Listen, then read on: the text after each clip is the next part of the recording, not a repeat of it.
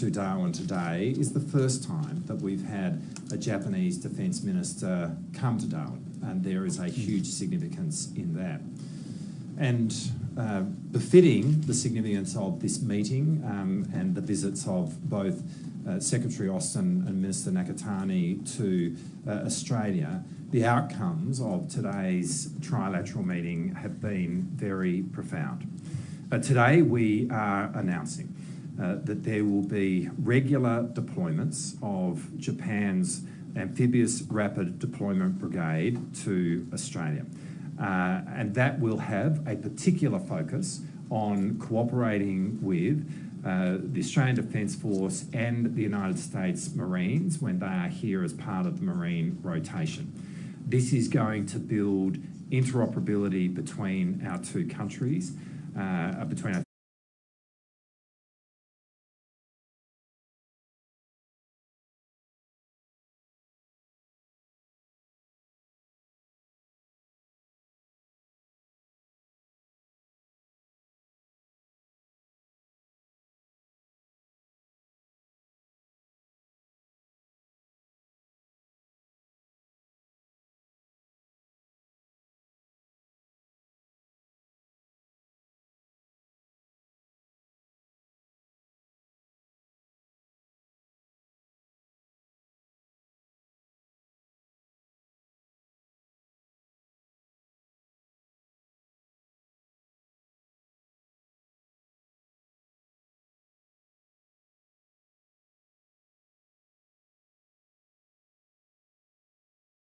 India, even further, and India. So we're also announcing that this announcement, obviously, our three countries will be cooperating with India, and India. All of us. Part of this announcement, obviously, in increased maritime domain awareness in the oceans around our respective countries is fundamentally including to the national security and maritime domain awareness, and that the four of us will now work much more closely together fundamentally in respect of those national security of each of our four nations, and that the four of us will now work much more closely together in respect of those activities. A very significant list of outcomes which has been provided to you. Finally, the last point I want to make amongst a very significant list of outcomes which has been provided to you is that our three countries are looking at every opportunity that we can find to participate in each other's exercises within the region.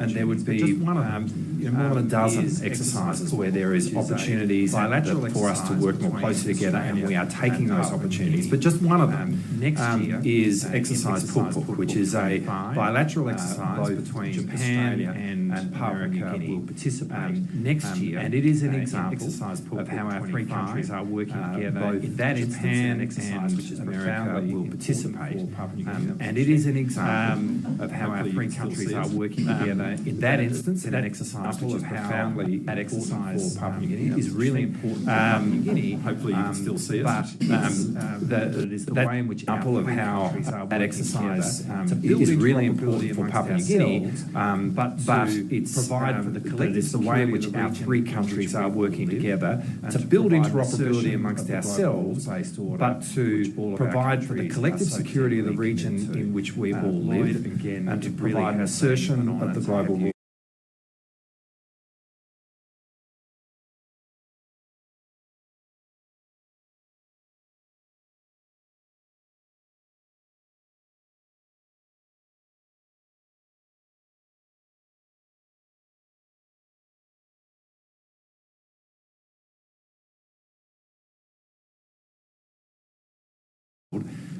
Lloyd Austin is the person with whom I have met the most, have the closest of relationships, but I'm really aware I'd be one of 20, 30 defence ministers around the world who would say the same thing. And that speaks volumes about the effort that Lloyd Austin has put in over the now near 4 years that he has served as the United States Secretary of Defence.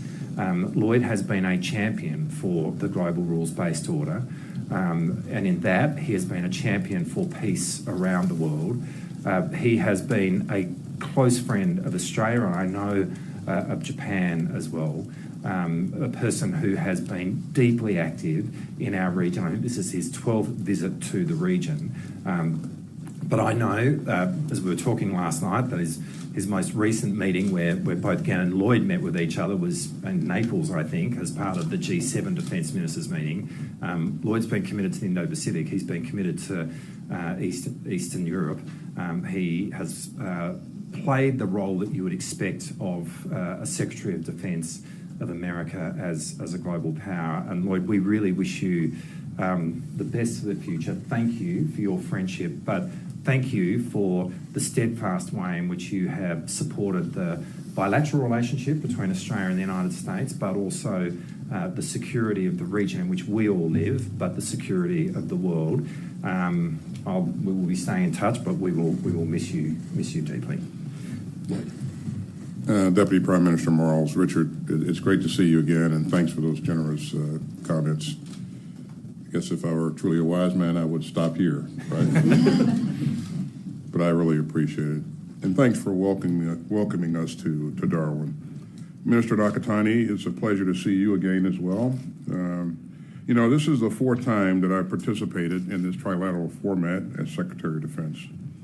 And over the past 4 years, our three democracies have accomplished a lot together. We've announced trilateral cooperation on F-35s. We're working to integrate Japan into U.S.-Australia force posture cooperation in Australia. And Japan and Australia have exercised their reciprocal access agreement through deployments to each other's countries. Today, more than ever, we're taking concrete actions that will deepen our trilateral cooperation. And the three of us are here to see the results firsthand. Darwin is a focal point for our expanding trilateral relationship. And our bond is delivering real security, deterrence, and interoperability. Today we discuss the next steps to expand our exercises and training. And Japan's commitment to annual trilateral amphibious training in the Indo-Pacific demonstrates our momentum, including with the Marine Rotational Force Darwin here in Northern Australia. We're also elevating key bilateral exercises into trilateral exercises. And Australia will now participate in ground force exercises Yamasakura and Orient Shield, along with joint exercises such as Keen Edge and Keen Sword. And starting in 2025, we'll increase the complexity of our trilateral exercises, including Southern Jackaroo and Talisman Sabre. Looking further out, Talisman Sabre 2027 will include an air and missile defense live fire event. And taken together, this is major progress, and it will help ensure a more stable and prosperous region. Beyond these exercise milestones, today we welcome Japan's increased participation in U.S.-Australia force posture activities. Through this work, we're eager to deepen Japan's cooperation with the Marine Rotational Force Darwin. And we'll continue to grow our trilateral intelligence sharing and to increase our surveillance and reconnaissance activities. Today, I'm also pleased to support Australia's increased participation in the U.S.-Japan Bilateral Information Analysis Cell. The intelligence capabilities and professionalism of Australia's forces will be a force multiplier, and that will advance our goals for a secure and peaceful Indo-Pacific. And finally, we're excited to build advanced capabilities with Japan and Australia. We're moving forward with our trilateral research, development, test, and evaluation projects arrangement, focusing on composite aerospace materials and autonomous systems. In the same vein, we're deepening our discussions on cooperative combat aircraft and autonomy. And we're also discussing opportunities to boost cooperation with Japan on AUKUS Pillar 2 projects. And we're committed to working together in these areas. Deputy Prime Minister Marles and Minister Nakatani, thanks for your leadership and your commitment to security in the Indo-Pacific. I am absolutely proud of all that we've accomplished together, and together we're continuing to build on the progress our three countries have achieved over the past 4 years. And I look forward to continuing to grow our partnership and to endure well into the future. And thanks very much. And Minister Nakatani, over to you. Hi. I am Ken Nakatani, but I'm not a general, not a period. My name. 日本語で行いますので、どうぞトランシーバーをお付けください。はじめに、リチャード、ロイド、そして、本会談の開催に尽力をされた皆様方に、感謝御礼を申し上げます。ここはインド洋と太平洋の結節点でありまして、米軍がローテーション展開をするオーストラリア北部の要衝でありますダーウィンにおきまして、日米オーストラリアの防衛相会談が開催されるのは初めてでありまして、日米豪連携の象徴として非常に意義深く感じるところでございます。日米豪は同志国連携の中核でありまして、自衛隊、米軍、オーストラリア軍の共同能力を着実に高め、そして平素から緊急事態に至るまであらゆる状況におきまして実効的に連携ができるようにすることが重要であります。こうした観点から私から日米豪防衛協議体 TDC というメカニズムを提案をし、そしてオースティン長官とマールズ大臣の同意をいただきました。このメカニズムというのは、まず閣僚級協議の定期開催による方向性の指示、そして政策サイド、運用サイドによる実務者協議によるフォローアップ、第3に地域の緊急事態に関する机上演習 TTX これの実施などを通じまして日米豪防衛協力の実効性向上に寄与することを目的とするものでございます。また抑止力対処力を強化するための取り組み推進のためにオーストラリアで水陸両用訓練をはじめ米軍戦力体制イニシアティブこれへの我が国の関与そして強化次に売薬へのオーストラリア軍のさらなる関与に向けて取り組んでいくということ、そして最後にネットワーク化された防空ミサイル防衛アーキテクチャについてミサイル脅威への対処等の情報共有の在り方について議論をしていくことなどで一致をいたしました。ネットワーク化された防空ミサイルの防衛アーキテクチャでございます。そして今回設立をいたしました TDC 日米防衛協議体のメカニズムも活用しまして日米豪防衛当局間であらゆるレベルでの緊密に連携をしてまいります。また日豪の2国間の協力日米豪の3国間の協力そして地域の同志国との重層的な連携を強化をしていく所存でございます。私の方から以上です。Thank you. Right. So I've got a list of questioners here. We are short on time. We're not going to get through them all. 3 lots of 3, but we will do our best. So we're starting with Matthew Knott of the Nine Papers. No, Mike. Yell at Yell yeah. To Secretary Austin and Minister Marles, given the very well-documented problems with the US submarine production lines, how worried should Australians be that they won't be able to receive Virginia-class submarines from the United States? And should Australia, as we're looking ahead to a new administration, have to be prepared to pay more than what we've already committed to boost the production lines there? You know, is AUKUS so embedded that it will survive a change of administration? I'll go first, Richard. I'm confident that we're going to be able to provide the capabilities that we set out to provide. Now, we recognize that there are challenges in the industrial base, and we're doing things to address those challenges. We're investing more so that we can speed up the production to meet our objectives going forward. And I've met with the leadership of the companies that are producing submarines, and I'm encouraged by what they're doing and their focus to get this done, and they will get it done. So from a production standpoint, we're going to continue to do the right things, to do the things that are necessary to ensure that we can meet our objectives. And I would point out that we've met every benchmark that we've set out for ourselves with AUKUS to this point.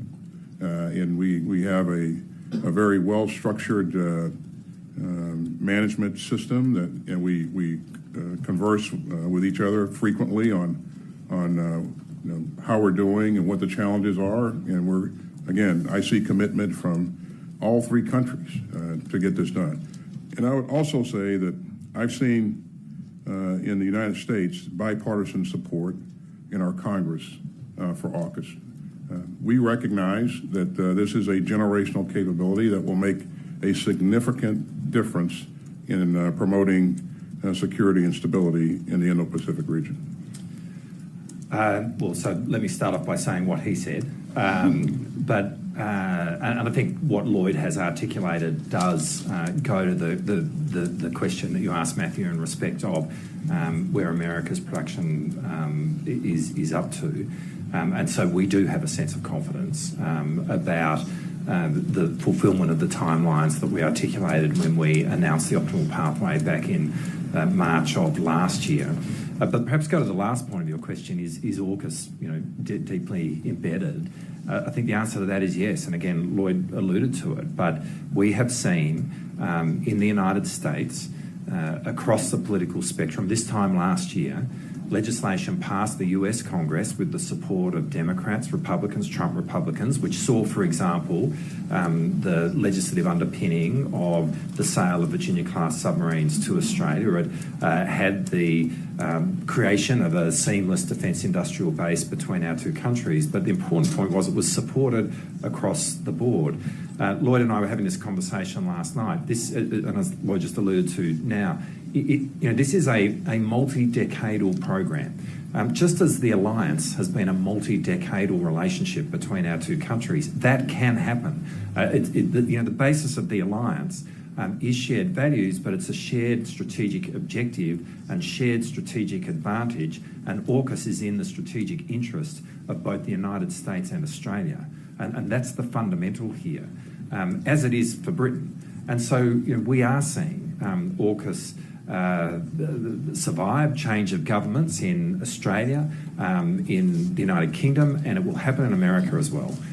This is really deeply embedded across the political spectrum in all our three countries because it is in the strategic interest of all our three countries. Haley from CNN. Yes, thank you so much.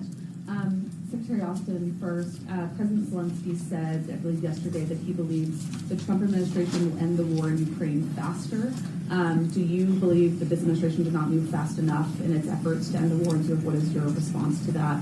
And for Ministers Nakatani and Marles, have either of you spoken with President-elect Trump or his team? And sort of what are your expectations, I guess to follow up on that last question, of this relationship moving forward within the administration? Thanks for the question, Haley. It goes without saying that based upon our support and the support of some 50 other countries, we have put Ukraine in a place where it was able to defend itself, defend its sovereignty against the largest military in Europe for 2.5 years. And so if you look at the broader picture here, as you've heard me say before, Putin has not achieved one strategic objective in 2.5 years, over 2.5 years. And he's lost a lot of people in his misguided endeavor. So this war could end today. It could have ended 2 years ago or 2.5 years ago if Putin would have decided to make the right decision and pull his forces out of Ukraine. This is an unjustified and unprovoked invasion. And so all of us would want to see this resolved soon, sooner versus later.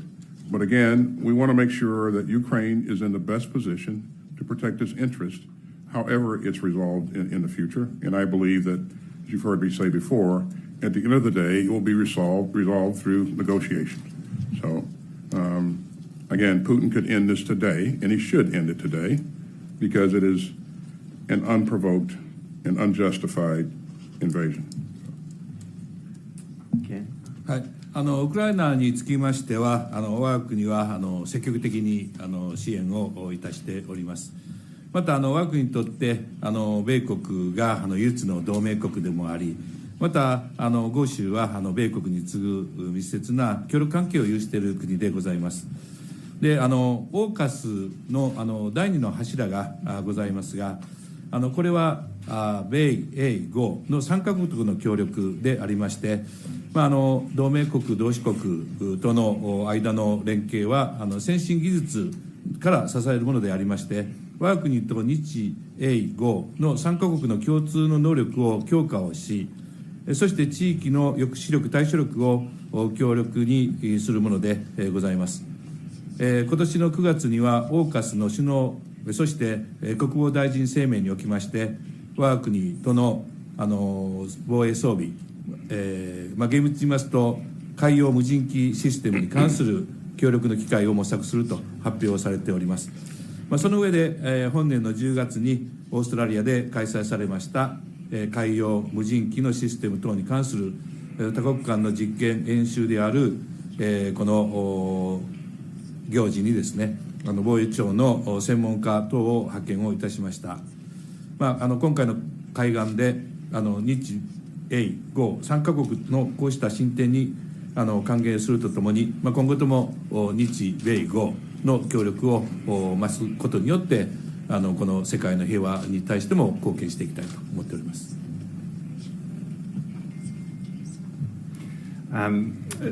Haley, the Prime Minister Albanese spoke with President Trump in the few days subsequent to the election. In answer to your question about what we expect from the incoming Trump administration, Australia's interest, but it's not just Australia, is so bound up in American global leadership. American global leadership since the end of the Second World War is really what has underpinned the establishment of a global rules-based order by which differences between countries can be resolved not in accordance with power and might, but in accordance with the rule of law. Why that is in the interests of a country like Australia is because it gives us agency. Most countries in the world are obviously not of the size of the United States. Having a system which enables disputes to be worked out in accordance with international law actually is what builds the sovereignty of a nation like Australia. So what we look to always in respect of the United States is that global leadership. Now, we are confident that we will see that from the incoming Trump administration. When you look at what those who have been associated with President Trump's campaign have said in respect of America's place in the world, it speaks to American leadership. When you look at the appointments that President Trump has made for his incoming administration, these are people who have spoken to American leadership. And it's not just by word, although it is by word, it's by action. I referenced earlier, when you look at what happened going through the United States Congress last year in terms of Australia's key equity in our alliance with the United States, which is the AUKUS arrangement, that was supported across the board by people who would identify themselves with President Trump. So we are confident that a future Trump administration will stand by America's place in the world and American leadership, and that is fundamentally what Australia, and for that matter, I think the world needs to see, but we are really confident that we will see it from President Trump and his administration. I hope I'm saying this right, Inada Kiyoshi from NHK. Yes, Yoshino from NHK News. I'm asking in Japanese. 中谷大臣にお伺いしますけれども、先般の大統領選挙を受けてですね、アメリカでは政権が変わる一方、インド太平洋地域では、中国が活発な軍事活動を続けて安全保障環境は厳しさを増しております。日本、オーストラリア双方の同盟国であるアメリカがこの地域に関与し続けていくために、両国としてそれぞれどのように取り組み、またトランプ政権に対して働きかけていくのでしょうか。またこのアジア太平洋地域の中でですね、どういった役割を果たしていきたいとお考えでしょうか。はい、我が国にとりまして、米国は唯一の同盟国で、ございます。日米同盟を緊密に機能をさせて、対応し、またオーストラリアは米国に次ぐ緊密な協力関係を構築をしている国でございます。従いまして、日米豪、これは同志国の連携の中核となる関係でありますので、インド太平洋地域においては実践的な防衛協力を行う上で、最も潜在力のある枠組みとして認識をいたしております。この地域の安全保障環境が非常に厳しくて、そして複雑になっている中で、やはり地域としての抑止力、そして対処力の強化に向けまして、日米豪、これは自衛隊、米軍、オーストラリア軍の共同能力を着実に高める、そして平素から緊急事態に至るまで、あらゆる事態に切れ目のないこういった実行力においての連携ができるようにですね、協力を強化をするということが必要であります。こうした観点から今般、日米豪3カ国によります防衛協議体 TDC、これを設立することといたしました。このメカニズムによりまして、閣僚級会議の定期開催、そして政策サイド、運用サイドの実務者の協議、そして地域の緊急事態に対する机上の演習の実施などですね、日米豪防衛協力の実効性の向上に寄与をすることを目的としたものでございますので、今般設立した新たなメカニズムの日米豪 TDC も活用しながら、米国の次期政権との間で強固な信頼協力関係を構築をいたしまして、引き続き日米豪の連携を進化させていくとともに、地域の同志国との重層的な連携を強化をしてまいりたいと考えております。Thank you. Ben Packham, Australia. Thank you. To Secretary Austin, you're a decorated 4-star general. You've been to the region 12 times as Secretary, I believe. Do you believe Peter Hegseth is qualified to lead the Pentagon, and can we have faith in him to maintain US commitments in this part of the world? And to Mr. Marles, Andrew Hastings says he relishes the prospect of working with Mr. Hegseth. Hegseth is a very different kind of person, Secretary Austin. What about you? Do you think you can work with him? Thanks for the question. I would just highlight that it's the prerogative of the President-elect to nominate whoever he deems appropriate to serve on his cabinet. As far as DOD is concerned, we remain focused on a smooth and an effective transition to the next administration. Beyond that, I would say I'm really proud of the things that this administration has accomplished over the last 4 years in terms of what we've done in this region to strengthen alliances and to work with countries that share the vision of a free and open Indo-Pacific. And again, our focus will remain on effecting a smooth and orderly transition.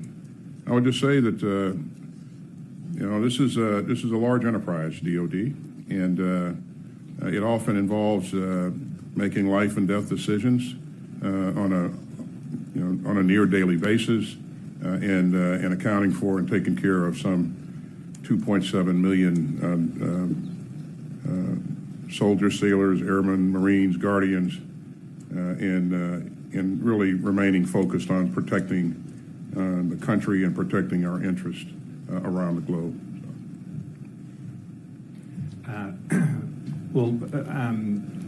Ben, in answer to your question, I too look forward to building a relationship with Pete Hegseth.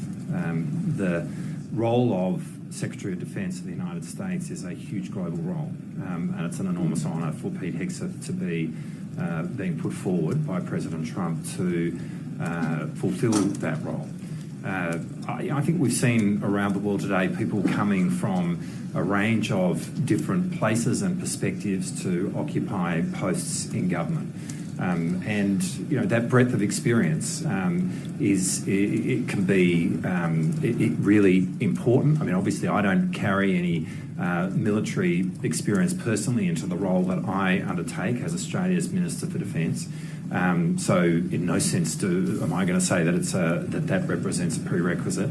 And I think Pete Hegseth is somebody who will have an enormous challenge ahead of him, because that is what it is to be the Secretary of Defence. Everything that I've heard about Pete Hegseth since his name became public is, in the context of becoming the Secretary of Defence, has been positive. And I approach the prospect of getting to know Pete Hegseth and working with him with enormous optimism. Noah from Defence News. Right here. Thank you. First off, to Secretary Austin, can you give us an assessment of how effective you think North Korean troops that have deployed to fight in Kursk have been fighting alongside the Russian military? Also, your sense of whether it will be possible to draw down the remaining replenishment aid for Ukraine before this administration ends in January.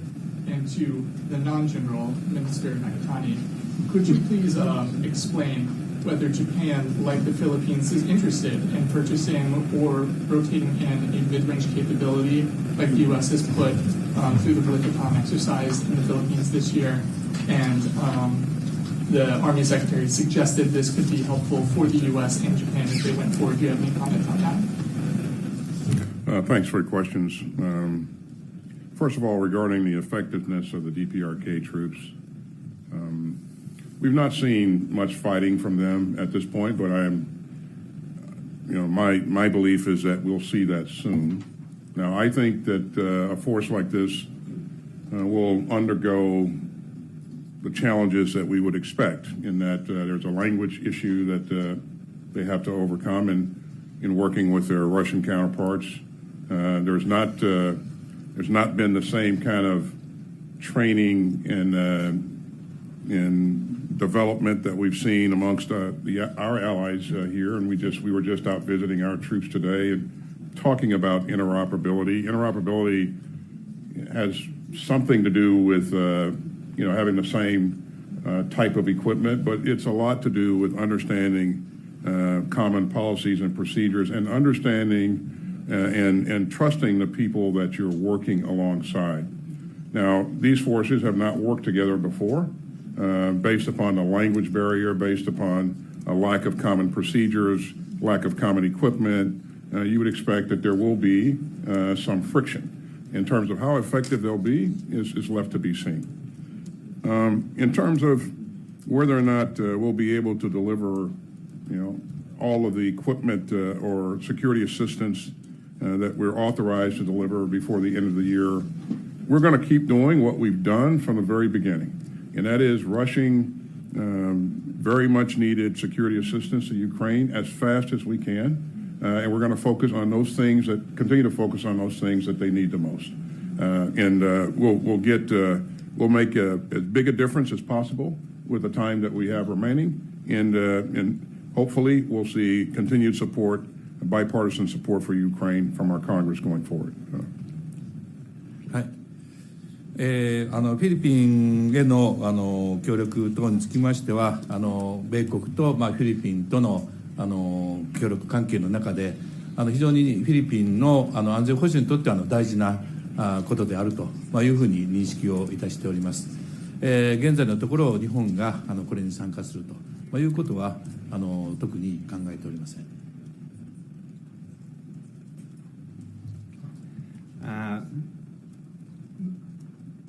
Murayama Takuya of Kyoto News. 通信の村山です、はい。中谷大臣に伺います、はい。インド太平洋地域では北朝鮮をはじめとしてミサイルの懸念が高まっています。3カ国には共通の装備品もありますが、相互の連携や情報共有など具体的にどう進めていくかお考えでしょうか。また防空だけでなくターゲティング面での連携をどのように進めていくお考えでしょうか。はい、北朝鮮に関しまして近年ですね我が国周辺におきまして極超音速兵器などのミサイル関連技術、また一度に、たくさん同時に撃つという飽和攻撃、などの実践的なですねミサイル運用能力が飛躍的に向上しておりまして、質量ともに、ミサイル戦力が著しく増強されているというふうに認識をしております。そのような中でミサイルの発射も繰り返されておりまして、我が国へのミサイル攻撃が現実の脅威となってきております。こうした状況を踏まえまして、我が国は国家防衛戦略に基づいて、我が国自身の努力として、ミサイル防衛能力と反撃能力、これを組み合わせて、ミサイル攻撃を抑止をする体制を整備をするということにいたしております。また、こうした戦後最も厳しく複雑な安全保障環境に直面する中で、我が国自身の防衛の努力のみならずですね、同盟国、同志国との協力連携が必要とされておりまして、価値、戦略目標を共有し、同志国連携の中核であります日、米、豪、この間ではそれぞれの戦略を連携して実行に移し、共同の能力を着実に高めていくということが重要であります。今般、日米豪のミサイル防衛協力でありますネットワーク化された防空能力、そして防空ミサイル防衛アーキテクチャ、これについてはミサイル供与の対象等の情報共有の在り方を検討することで一致をいたしました。今後こうした取り組みを通じまして自衛隊、米軍、オーストラリア軍、これの相互運用性の向上を図っていきたいと考えております。またお尋ねのターゲティングの面につきましては、あくまでも自衛隊、米軍、オーストラリア軍が各々独立をした指揮系統の下で情報収集も含めて作戦のさまざまな場面において協力をしていくということになります。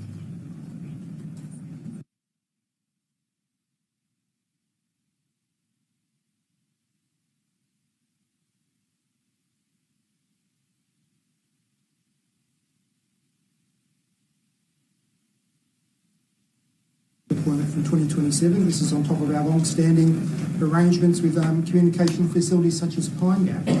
How central is Australia to the US Indo-Pacific war planning for the region? And for the three of you, this commitment to consult, how would it operate, for example, in an emergency over Taiwan? Well, it's key that Australia has been an essential partner to us for many, many years. You may have heard me say before that I served 41 years in uniform. Almost 6 years of that was in a combat zone. And everywhere I went, that was a tough place to be. There was an Aussie there. And so that relationship is invaluable. We share the same values. We treasure each other's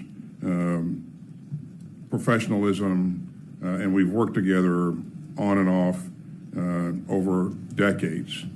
And we expect that work will continue going into the future. We share a common vision of a free and open Indo-Pacific. And that's really important to us, but it's also important to all of our partners and allies in the region.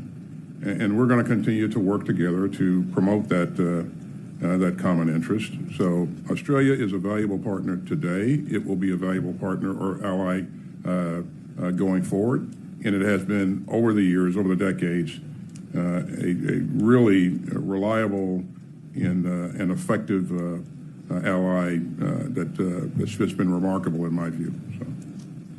Thanks, Lloyd. The The commitment to consult in respect of regional defence issues is just that. And this is across the spectrum of those issues. It could be an HADR event, a cyclone, an earthquake, a tsunami, where defence forces need to coordinate in terms of providing assistance.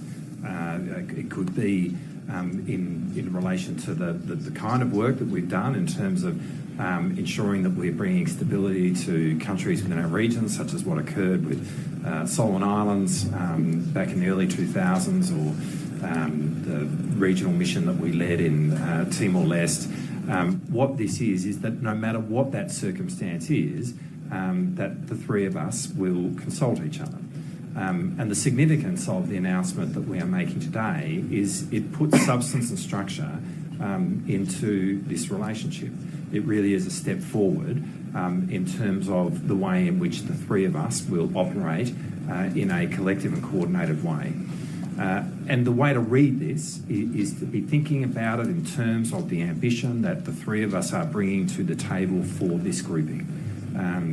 We do see, as countries with shared values, with capability and with a commitment to the rules-based order within our region, that there is enormous benefit to each of us in terms of our national interests, that there's enormous strategic benefit in us working more closely together, and that's what the commitment to consult means.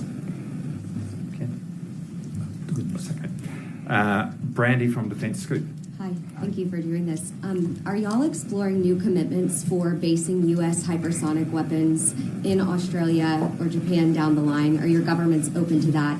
And broadly, can you speak to any new or concrete examples of how this agreement will enable your nations to deter China in ways you haven't been able to before? Sure. Well, look, in terms of, I wouldn't go into specifics in respect of capabilities beyond what we've announced. This is about the three of us working together. It's not about other countries or any other particular country. It is about the three of us as countries which are democracies, which are committed to the rules-based order, working closely together to assert that. And as I said in answer to the last question, what you can read out of today's meeting is an ambition that the three of us share to build the way in which we work together. And we've had deep relationships up until now. I mean, we said earlier that the country with whom we probably share the most strategic alignment in terms of the landscape that we face would be Japan. Part of that landscape is that both of us are allies of America, and for both of us, our most important partner is America. That means that there actually has been a real history and record of us working closely together. But what we are announcing today gives expression to the fact that as three countries, we now seek to do this in a more and increasing coordinated way. And that will be a benefit to our capability. We believe it will be a benefit to the collective security of the Indo-Pacific, and we believe it will make a significant contribution to the global rules-based order. I certainly agree with what the Deputy Prime Minister has said. We don't have any announcements on hypersonics to offer today. I would point to the things that we are working on, both as a part of AUKUS and also as on a bilateral basis. You know that we're doing a number of things to develop capability with Australia and also with Japan bilaterally. We are in AUKUS Pillar 2. What that is all about is working together to leverage technology to provide real capability to the warfighter as quickly as we possibly can. And we're making progress in that area, and we expect that Japan will join AUKUS Pillar 2 at some point in the not-too-distant future to work on specific projects that have yet to be named. But again, there are just so many things that we can work together on and are working together on, whether it's quantum capability, whether it's CCA or what you would describe as unmanned teaming aircraft, and just a number of other things that include long-range strike and so many other things that I believe we're going to. Our work is going to pay significant dividends to the warfighter here going forward. はい、先ほどお話したように北朝鮮のミサイルの攻撃、非常に能力が上がっておりまして、現実の脅威となってきております。こういった問題に対してはですね、我が国自身の努力のみならずですね、やはり同盟国や同志国との協力連携が必要で、ありまして、今後日米豪の間で戦略を連携しながらですね、共同の能力を高めていって実行していくと、そういう中でネットワーク化された防空ミサイル防衛アーキテクチャについてはミサイル脅威の対処の共同情報の共有の在り方などを検討することで、協力をしていきたいと思いますが、また訓練面におきましては2026年にはオーストラリアで行うヒッチブラックにおける日米豪の間の F35、これの相互派遣を念頭にですね、今詳細を検討しておりまして、こういった豪州において日米豪また日豪などの共同訓練を行うということは日本の部隊の総合運用性また能力を高める上でですね、極めて重要であるというふうに認識しておりますので、今後米国および豪州とさらに検討を進めてまいりたいと思っております。And finally, Tamura Naohiro of Yomiuri Shimbun. I asked a question for Mr. Marles in Japanese. でオーストラリアの次のフリゲート艦についてお聞きします。4カ国のうち日本とドイツの案に絞り込まれたと現地で報道されていると承知しています。可能であれば現在の検討状況を教えてください。それとオーストラリア政府として次のフリゲート艦はどういった点を重視しているのか、最上型護衛艦の強化や日本への期待も合わせてお聞かせください。At the beginning of this year, in response to a surface fleet review, we announced the future structure of our Navy's surface fleet, and that as part of that, there would be a general purpose frigate. And we wanted to bring a new general purpose frigate into operation as soon as possible within this decade, which is a very fast acquisition. So the first point in answer to your question is that what we are seeking in terms of acquiring a general purpose frigate is to have a very speedy acquisition. Because of that, what we did was name at that point a number of companies with a number of designs of ships that were currently in service with the prospect of them being initially built overseas and then that build being transferred to Australia as a means by which we would be able to acquire an existing capability in the world quickly. As you say, we have down selected now to two companies who are providing 3 designs amongst those 2, but one of those is Mitsubishi Heavy Industries Mogami class frigate, which is in service now. It's a very capable platform, and we will now work very closely with Mitsubishi Heavy Industries in terms of their bid. Our intention is to make a final decision in respect of this through the course of next year. So this has a little time to have a new, the first of those general purpose frigates actually in service in the 2020s. But we're obviously very impressed with the Mogami class frigate and what Mitsubishi has presented so far. We were pleased to announce that they were part of the down selection, and we will be working closely with them going forward. I think that brings to an end the press conference. Can I again thank Lloyd and again for being here today. Thank you all for attending. We very much appreciate it.